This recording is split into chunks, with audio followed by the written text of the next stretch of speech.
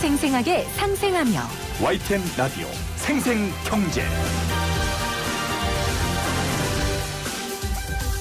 안녕하세요. YTN 라디오 생생경제 김혜민입니다. 문재인 대통령은 어제 4.27 판문점 선언과 9.19 평양 공동선언은 남북 모두가 충실히 이행해야 하는 엄숙한 약속이라고 말했지만 북한은 군사 압박 수위를 높이고 있습니다. 남북 합의에 따라 비무장화된 지대에 군대를 다시 진출시키겠다고 하는데요. 며칠 곤두박질 친 주식은 오늘 회복하고 있는데 남북 관계는 바닥을 모르고 추락하고 있습니다. 이번에 주가가 떨어질 때 코로나19가 막 시작되고 하락장이 됐을 때보다는 사람들이 충격을 받지 않았습니다. 오히려 주식을 저가에 산 사람들이 많았죠. 경험을 통해 안 거죠. 이러다가 올라갈 것이다. 그때만큼 추락하지는 않을 것이다. 남북관계 롤러코스터도 여러 번 타봤는데 매번 이 저점과 고점을 알 수가 없네요. 주식보다 더 어려운 게 남북관계임은 확실한 것 같습니다. 2020년 6월 16일 YTN 라디오 생생경제 지금 시작합니다.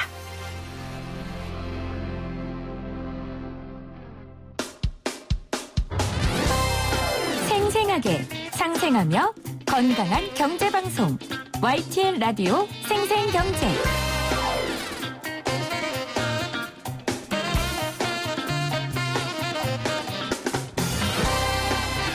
오늘 가장 뜨거운 경제 뉴스를 제일 생생하게 전해드리는 시간입니다.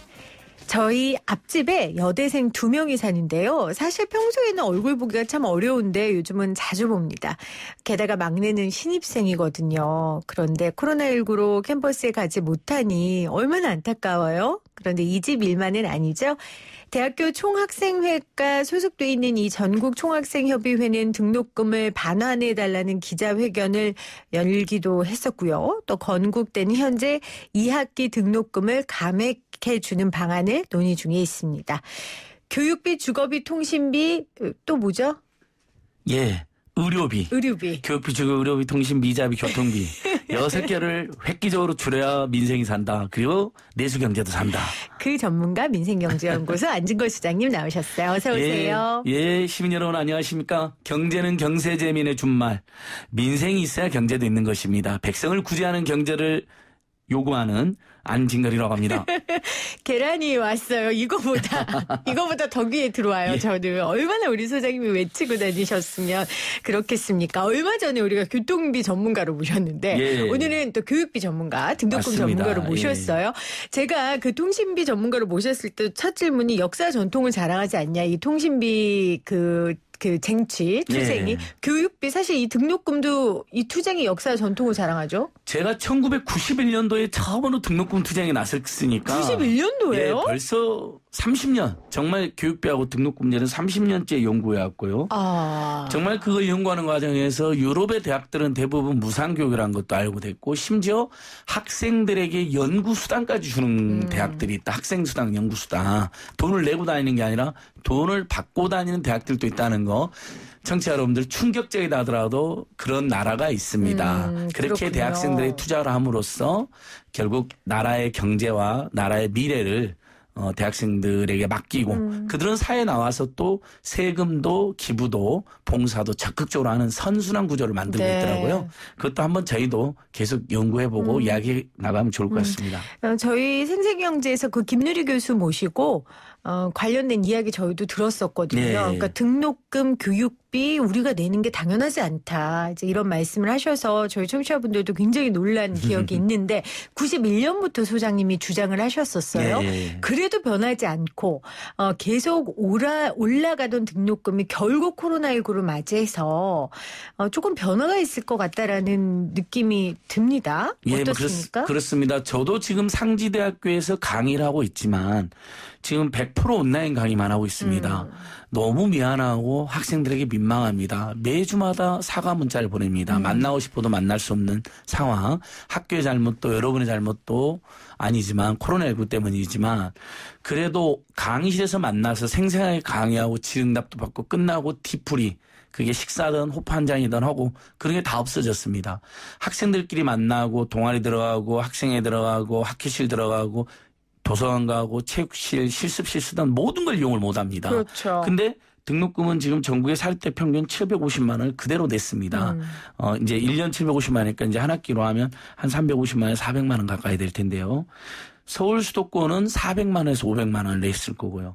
근데 이게 얼마나 황당하냐면요. 사이버 대학들 평균 등록금과 비교하면 됩니다. 네. 사실 지금 저희가 사이버 대학처럼 수업을 하고 있는 거잖아요. 지금 그렇죠. 아마 청취자들께서도 들으면 깜짝 놀랄 겁니다. 전국의 사립 사이버 대학의 평균 등록금은 254만 원쯤이니까 거의 절반 정도네요. 예, 거의 이제 엄밀히 따지면 3배 가까이 이제 등록금을 더 받고 있는 거거든요. 네. 그러면 당장 학생들하고 학부모들이 어떤 요구를 하냐면요. 아니, 지금 우리 사이버 대학 다니고 있는 거나 다름없는데 왜 등록금을 3배나 받느냐.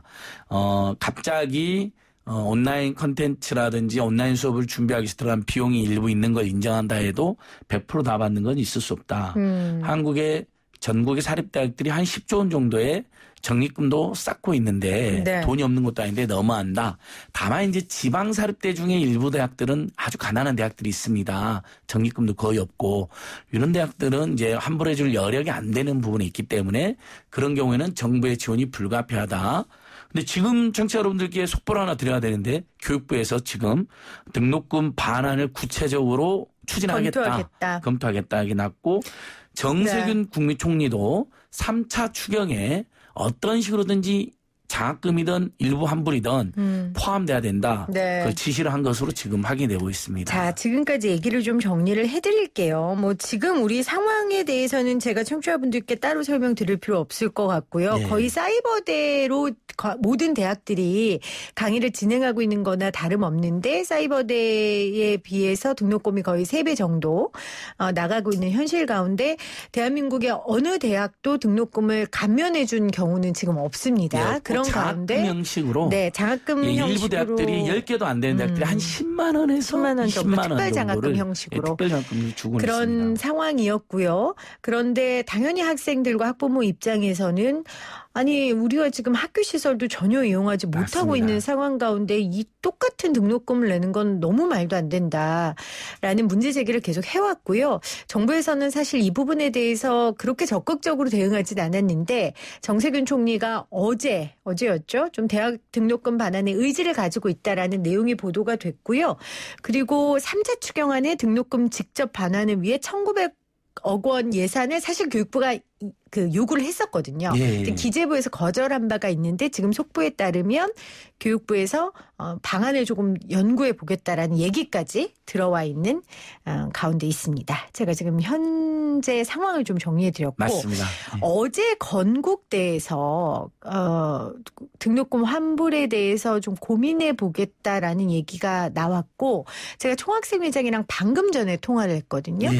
그랬더니 목요일 날 그 협상을 한다고 하더라고요. 그래서 협상하기 전까지는 인터뷰를 할 수 없다 그래서 저희가 연결을 못 했는데 처음 있는 일이죠. 맞습니다. 지금 아까 말씀드린 것처럼 서울 수도권의 경기대 그다음에 대구 경북 쪽의 대구대 같은 대학들이 10만 원 정도를 특별 장학금으로 이렇게 지급을 해서 네. 그건 화제가 됐습니다. 근데 학생들 입장에서는 안 준 것보다는 낫지만 너무 작다라는 지적이 있었습니다.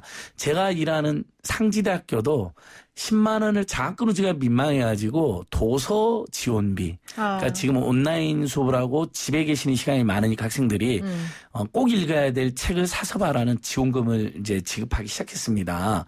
그러니까 양심 있는 거죠. 미안하니까. 근데 지방사립대는 이제 어려운데. 근데 지금 보시면 다 주로 지방대학들이 나서서 이렇게 그래도 10만 원, 20만 원 주고 있는 건데 서울 수도권에 정말 엄청난 전입금을 쌓고 있는 대학들은 다 나 몰라라고 교육부 핑계만 댔습니다. 교육부도 대학들이 알아서 해야 된다고 핑계만 대고.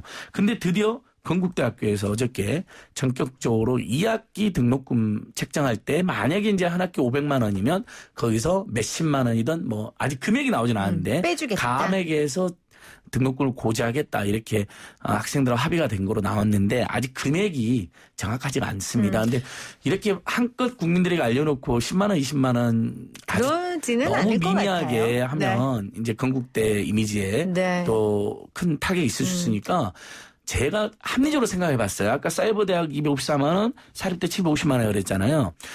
제가 합리적으로 보니까 대학 등록금의 대부분이 인건비로도 쓰입니다. 그러니까 그걸 줄이긴 쉽지 않잖아요. 물론 이제 교수, 교직원들이 뭐 10%씩 급여를 반납하는 방법도 있겠습니다만 역시 그런 건 강권하기 쉽지 않다고 보고요. 그래도 시설 하나도 이용도 안 하고 교수, 학생, 학회, 동아리, 선후배 전혀 지금 수업과 관련된 또 수업을 들어서 모든 미팅이나 만남, 배움이 다 없어진 상황이니까 한 달치, 4달 등록금 중에서 한 달치 정도는 환불해주면 그게 딱 100만 원 안팎이거든요. 네. 마침 어제 정의당 국회의원들 기자회견에 제가 초대받아서 같이 갔는데요. 그래서 어제 이제 유튜브 보신 분들한테 이렇게 피켓팅도 이렇게 했는데요. 같이. 제가 읽어드릴게요. 예. 코로나 재난위기 대학생 등록금 반환에 정부, 국회, 대학은 책임있게 나서라라는 피켓을 지금 안진걸 맞습니다. 수장이 들고 이렇게 계십니다. 응답하라 이제 국회가 이제 민심에 응답하라 이렇게 캠페인했는데 여기서 요구하는 금액도 네. 100만 원 안팎이더라고요. 예를 들면 국공립 때는 한 80만 원 안팎, 사립 때는 120만 원 안팎 그럼 정도. 소장님이 판단하시기에 이 등록금 감면 운동을 오래 하셨으니까 각 사립대학에서 100만 원 정도 감면하는 건 현실적으로 가능하다고 보시는 거죠? 가능합니다. 왜냐면요.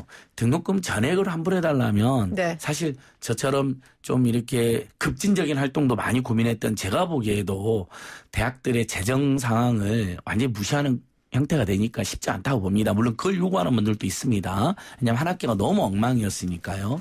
근데 그래도 어쨌든 대학들이 계속 2학기에도 투자도 하고 양질의 교수, 교직원 선생님도 계속 모셔오고 또 유지도 해야 되니까. 또 사이버 그래서 강의하려고 필요한 그 기자재들 온라인 구입한 것도 사이버 캠퍼스를 있어요. 사실은. 긴급히 구축하면서 네, 맞습니다. 저도 이제 그 온라인 강의실이라는 걸 들어가 봤는데 그 구축하는데 비용이 든 건 맞거든요. 그래서 저도 한 학기 전부는 부담 문제가 되고 한 달 정도 네. 100만 원 정도는 해줄 수 특별장학금이나 있다. 등록금 환불로 해주면 된다. 특히 이게 왜 더 타당하냐면요. 지금 전 국민 코로나19를 들어서 전 국민 재난지원금을 받고 있고 특별히 어려운 중소상공인들은 서울시내 예를 들면 2달 140만 원, 중앙정부는 코로나19 긴급고용안정지원금에 해서 3달 150만 원을 지원하고 있잖아요. 특별히 어려운 분들은 추가로 지원하는 꼴이 되고 있거든요. 근데 보면 지금 현재 가게에서 가장 부담이 많은 집이 대학생 자녀가 하나나 둘이 있는 집입니다. 맞아요. 등록금에다가 나머지 교육비, 주거비, 학생 생활비까지 하면 2천만 원 안팎이 드는 거거든요. 아이가 둘이면 4천만 원 안팎이. 그러니까 그 가게들에게만 특별히 100만 원을 추가로 지원해주는 꼴이 되는 겁니다. 이것은 코로나19로 특별히 어려워진 어떤 가게를 돕는다는 측면에서도 네. 경제정의에도 부합하고 그렇게 해서 내수경제 활성화에도 일부 더 도움이 된다. 이렇게 그러니까 판단하고 있습니다. 지금 소장님 말씀은 다 전액 환불은 현실적으로 불가능하고 네. 학기를 4달이라고 하면 한 달치 등록금 100만 원 정도는 학교에서 해줄 수 있다. 그리고 그만큼 유지 비용이 사실 들지 않았잖아요. 예, 예. 이번 학기 동안. 그렇죠. 그런 현실적인 대안을 내주신 거예요. 근데 사실은 우리나라는 사립대가 대부분이란 말이에요. 예. 그렇기 때문에 교육부에서 내려. 환불해 이렇게 못한 거란 맞습니다. 말이에요. 결국은 이제 교육부에서 지원금을 주겠다라는 얘기겠죠. 그래서 두 가지가 이제 가능한데 제가 네. 이제 법을 찾아보고 왔습니다. 고등교육법 산하의 등록금에 관한 규칙에 보니까요. 천재지변 등에는 등록금을 감액해 줄 수 있다라고 되어 있습니다. 네. 그리고 감액을 할 때는 수업이 제대로 안 됐을 때 감액할 때는 한 달 또는 한 학기 단위로 감액할 수 있도록 되어 있습니다. 근데 사실 지금 코로나19가 천재지변이잖아요. 그 법령을 적극 해석하면 감액해 줄 수 있는 근거는 있고요. 네. 교육부가 그걸로 정책 권고를 할 수 있는 거고. 다만 아까 말씀드린 것처럼 지방의 사립대학 중에는 어려운 대학도 많습니다. 이제 그런 걸 감안하면 매칭 펀드라고 하죠. 중앙정부에서도 한 50% 낼 테니 사립대학도 50% 내라. 그러니까 만약에 전국적으로 일괄적으로 100만 원을 환불하기로 하면 정부가 50만 원, 사립대가 50만 원 이렇게 서로 매칭 펀드를 해가지고 지급하는 방법도 있고 서울 수도권 사립대학들은 사정이 좋으니까 예를 들면 70%를 내고 정부가 30% 내면 지역의 사립대학들은 사립대학이 30% 내고 정부가 70% 내는 네. 이런 약간 유연한 방식으로 매칭 펀드도 가능하다고 보고 있고요. 그러니까 정책 권고를 강권적으로 하고 그다음은 정부가 어느 정도 비율을 따져서 매칭 펀드를 하는 그렇습니다. 방법이 있다. 그 대학혁신 지원 사업 예산을 용도 변경해서 학생들에게 주는 방안 이런 것도 언론에서 조금 언급되더라고요. 이런 것도 현실적으로 가능할까요? 그렇습니다. 그거 이제 이미 정부에서 각 대학에 우리는 아시다시피 정부의 사립 초중고는 말이 사립이지 거의 100%를 정부 예산으로 지원을 받고 대학들도 등록금으로 60-70%를 충당하고 또 정부 지원을 크고 작은 지원을 다 받고 있어서 엄밀히 말하면 사립이 아닙니다. 설립만 사립이 했던 거고 민간이 했던 거고 되고 사실상 국공립대학에 준하는 그런 공적 지원을 받고 있는 건데요. 근데 이제 이미 정부가 지원한 예산이 지금 사실 이 코로나19 때문에 대학 혁신 사업이 제대로 이루어지지 없잖아요. 차라리 그 예산을 등록금 환불에 쓰자 이런 논의가 있어서 저는 그것도 괜찮고 그 금액으로 보자면 추경 금액에서 일부 추가 편성해서 네. 아까 말씀드린 것처럼 5대 5든 3대 7이든 7대 3이든 이렇게 합리적인 비율로 분담을 해서 한 달 정도 등록금을 환불해주고 만약에 2학기 때도 이런 코로나19 사태 계속되고 온라인 수업 계속해야 된다면 그 부분에 대해서도 역시 등록금 한 학기 정도 한 달 정도 감액을 해주고 그다음에 온라인 수업에서 제기됐던 여러 문제점들 사실 온라인 콘텐츠의 질은 떨어질 수밖에 없습니다. 왜냐하면 교수 강사도 갑자기 온라인 그럼요. 콘텐츠를 올려야 되니까 네. 제가 고백한데 지금 교수 강사들이 어떻게 올리냐면요. 양질의 동영상 콘텐츠를 못 올립니다. 왜냐하면 작년에 찍어놨던 것을 조금 편집해서 올린다거나 아니면 프리젠테이션 파일에 음성을 탑재해서 MP3 MP4 파일로 만들 수가 있거든요. 동영상 파일로. 그렇게 많이도 올리십니다. 그러면 아무래도 네. 학생들 집중도나 소통이 확 떨어집니다. 그러니까 제가 이것도 개선해야 될 것이고. 제가 연세대학교에서 하는 그 슬기로운 뭐 대학 생활인가 이번 코로나19 이후에 대학의 역할에 대해서 예. 고민하는 세미나에 제가 다녀왔어요. 교수님들도 굉장히 고민이 많으시는 거예요. 이게 왜 마음은 최선을 다하고 싶지 않으시겠어요. 맞습니다. 그런데 익숙하지 않으신 분들도 있고 너무 갑작스러운 상황 가운데 있으니까 쉽지 않거든요. 그래서 우리가 그분들의 노력을 폄하하는 게 아니라 예, 지금 예. 현실이 그렇다라는 그렇습니다. 것을 다시 한번 말씀드리는 거고 하지만 등록금을 내는 학생들과 학부모들의 마음을 정부에서 좀 더 살펴줬으면 하는 거예요. 지금 문자로 9193님이 학자금 대출 아직도 갚고 있는데 우리 후배님들은 등록금 걱정 없이 학교 다녔으면 좋겠어요. 예. 이렇게 선배로서 마음을 남겨주셨고 5209님은 대학원도 해당될까요? 라고 하셨는데 글쎄요. 이것은 대학원도 당연히 만약에 대학원 다 온라인 수업을 하고 있거든요. 네. 온라인 수업의 질이 양으로든 질로든 확실히 떨어져서 환불하기로 결정하면 대학원도 같이 해줄 수밖에 없는 거고. 아, 같이요? 예, 그렇게 해줄 수밖에 없는 거죠. 그리고 학자금 대출 이자율은 문재인 정부 들어서서 2%까지 떨어지긴 했습니다만, 예전에 이제 막 7, 8%까지 냈던 분들이 지금도 많이 시달리고 있죠. 그래서 저희는 또 별도로 학자금 대출 이자율은 무이자로 가야 된다라는 캠페인을 또 열심히 하고 있습니다. 네. 학생들이 공부하려고 빌리는 돈에는 이자를 받지 말자. 맞아요. 무상교육까지는 아니어도 이제 이런 호소도 드리고 있는데요. 아무튼 교육부랑 정세인 총리가 적극적으로 나서니까 많은 이제 좀 진전이 있는 것 같고 지금 오늘 어제도 전국 대학생 학생회 네트워크 학생들은 계속 분노 행진이라는 걸 하고 있습니다. 그래서 그 소송도 7월 1일 날 등록금 환불 소송을 2,000명이 넘는 집단 소송을 준비 중이죠. 7월 1일 날 제기한다고 민병교육위원회 등하고 지금 준비도 하고 계시고요. 그러니까 네. 오죽 답답하면 집단 소송까지 고민하셨겠습니까? 공부해야 되는 예. 친구들인데. 아니 사실 오늘 방송에서 우리 교육부에 촉구를 하려고 우리가 했는데 방송 직전에 교육부에서 검토하겠다고 속보가 들어와서. 그래도 계속 저희는 좀 더 그래도 촉구는 생생경제답게 할까요? 네. 예, 책임있게 나서다오. 네. 경제라는 게 다시 한 번 말하지만 나라를 합리적으로 운영하고 백성을 구제하는 경세재민의 준말로서 결국은 서민 중산층 학생 청년들이 희망을 가지고 살아갈 수 있도록 도와주는 게 경제이고 그들의 구매력 소비력이 보장이 돼야 내수 활성화돼서 중소기업 중소상공인들도 먹고 살 수 있고 그렇게 해서 고용이 늘어나는 거거든요. 수출과 대기업에 의존하는 경제로는 더 이상 발전이 쉽지 않다는 건 모두가 지금 공감한다면 네. 정말 다목적으로 좋은 정책인 거죠. 제1차 재난지원금이 큰 효과가 있었던 것처럼 이번에 일부 등록금 환불이다 하더라도 그건 경제적인 사회적인 교육적에도 부합하고 그 서민 중산층 가게에는 100만 원이라고 하는 일종의 재난지원금이 장학금 형식으로 가는 거예요. 네. 그러면 학습에도 도움이 될 거고 그 서민 중산층 가게는 내수에도 어떻게든 기여를 하게 됩니다. 그러니까 선순환을 이루는 선순환이 거죠. 분명히 가능합니다. 알겠습니다. 예. 자, 지금 대학금 등록금 인하에 관련된 목소리 계속 높아져 갔고 교육부가 지금 방금 들어온 속보에 의하면 적극적으로 검토하겠다라는 소식이 들어와 있습니다. 등록금 전문가 안진걸 소장과 함께했고요. 마지막으로 그 피켓 시위 한 번 시원하게 외치고 가세요. 예, 사실 유럽이나 그 요즘 미국의 일부 대학들도 무상교육이 확산되고 있습니다. 그러니까 그분들은 뭐 코로나19다 하더라도 등록금 캠페인이나 시위는 안 해도 되는 건데 우리는 등록금 비싸다 보니까 어쩔 수 없이 이런 캠페인을 할 수밖에 네. 없는데 사실 등록금 다 내고 열심히 교육의 질, 좋은 양질의 교육의 질 보장하면 제일 좋겠죠. 하지만 이번 한 학기는 우리 청취자분들이 보기에도 정말 수업이 제대로 이루어지지 않은 거거든요. 그러면 일정한 정도는 돌려주는 게 네. 교육기관으로서의 양식에 맞다. 이렇게 다시 한번 호소드려봅니다. 퀴즈 다시 보여주세요. 아, 제가 그럴까요? 앞에 읽을게요. 네. 코로나 재난위기. 그 뒤에 읽으라니까요, 수장님. 대학생 등록금 반환에 다시 제가 네. 할게요. 코로나 재난위기. 대학생 등록금 반환에 정부, 국회, 대학은? 책임 있게 나서주세요. 네, 지금까지 민생경제연구소 안중걸 수장이었습니다. 고맙습니다. 네, 감사합니다.